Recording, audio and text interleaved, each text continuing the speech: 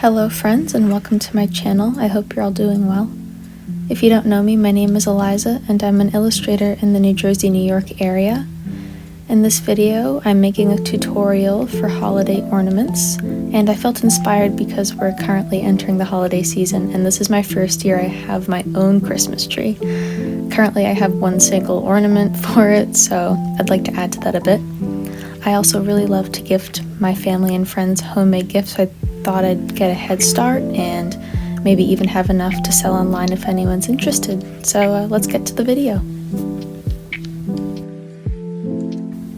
The first step in my process is to design the ornaments. So I always begin with a really rough sketch in my sketchbook. I find that it helps me save time and really finalize the design before I begin anything. It also allows for a lot of creative flexibility in the creation. So the first idea I have is a frog and toad ornament set that I'm really excited about. I've had an obsession with frog and toad this entire year and it seems to have translated to everything I make. The second ornament idea I have is mushrooms. I'll be making them in red, pink, and this beautiful mustard yellow.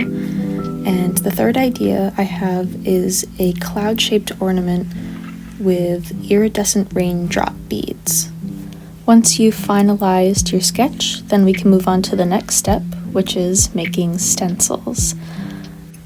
I always make my stencils out of a thicker cardstock paper so it's less flimsy and it lasts longer.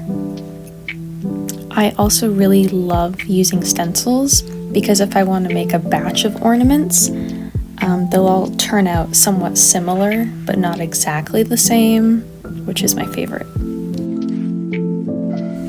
Also note, when it comes to making your own stencils, there's a lot of trial and error. This time it only took me drawing frog and toad twice to get it down, but in the past it's taken me a while and can be quite frustrating at some times, so just remember to be patient with yourself, and the artistic process has no agenda and it's just about really enjoying it, so I always try to remind myself of that.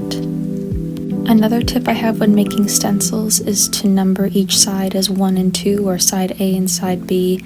That way when you draw on the felt, the pen markings will be hidden when it's time to sew the two pieces together. Once you've created and are content with your stencils, it's time to move on. Now it's time for step 3, the actual making of the ornament. You'll need an assortment of felt, a pair of scissors, some glue, a needle and thread, and some twine. Here is my assortment of felt for the frog and toad ornaments, which I'll be making today. And here is my finalized frog and toad stencil I'll be using. I must say I am quite content with it. Now it's time for step 4, tracing and cutting. I designed the frog and toad ornaments to have scarves, so I cut a mustard yellow scarf for toad and a cream scarf for frog.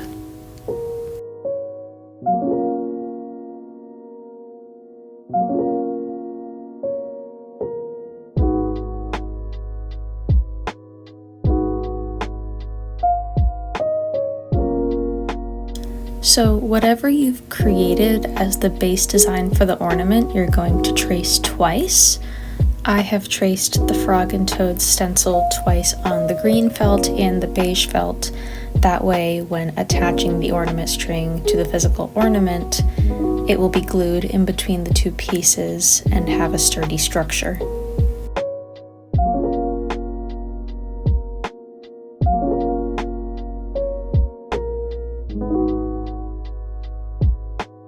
Once you've finished tracing, now it's time to cut out your design, and when you're done, you should have 2 pieces for the base of the ornament, but feel free to add a scarf or any extra details and be creative with it. So once you're all finished tracing and cutting out the pieces of the ornament, it's time to embroider. And whatever you embroider will be very dependent on what you're making and if you want to add embroidery. I'm adding a navy blue sewing thread for the eyes, nose, and mouth of Frog and Toad. In the past, I've made a strawberry ornament where I used a pink thread on a red felt to make seeds.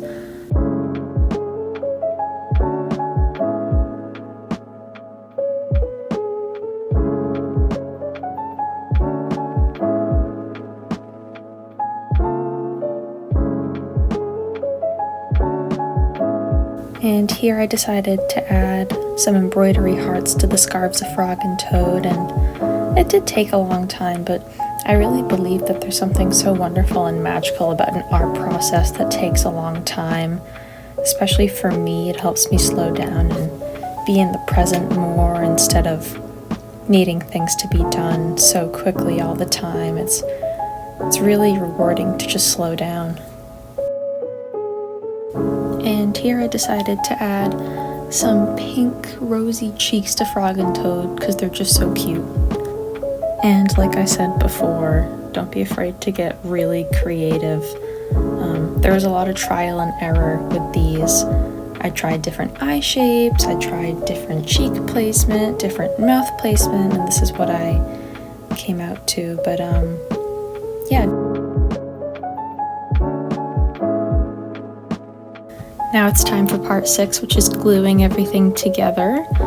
I'm using this tacky glue I got from Michaels, and the way I'm gluing this is I'm doing one layer of glue and then putting down my piece of string, and I've cut an extra piece of felt in the middle to add a little bit of bulk. I'm going to put down one more layer of glue and then attach the string to that side. I make sure one's more on the left and one's more on the right, so it hangs naturally. And then I'm going to add glue to the back side of the front of the ornament, and then attach it all together and gently press it. And this has always worked for me really well. Just have to be really gentle with it because the glue's still wet, so things can slide around a bit. This is what my Frog and Toad ornaments are looking like so far. I'm very happy with them.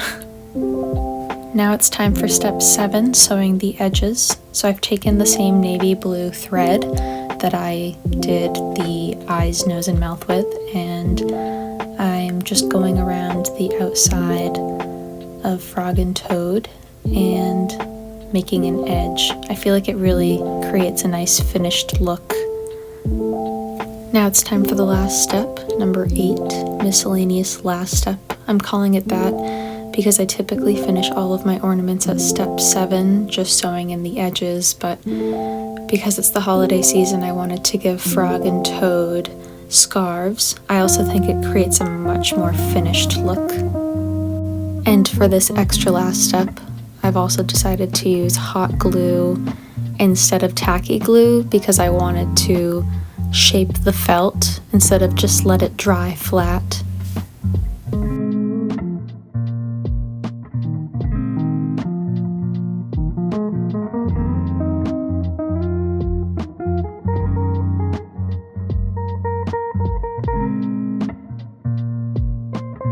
I took some creative liberty while finishing these up and decided to put some pink felt hearts over the back stitching of the embroidery because I thought it looked a little messy. I also continued to use the same process for the mushroom and the cloud ornaments, and this is how all of them turned out. I'm really happy with them, and now my tree has some ornaments.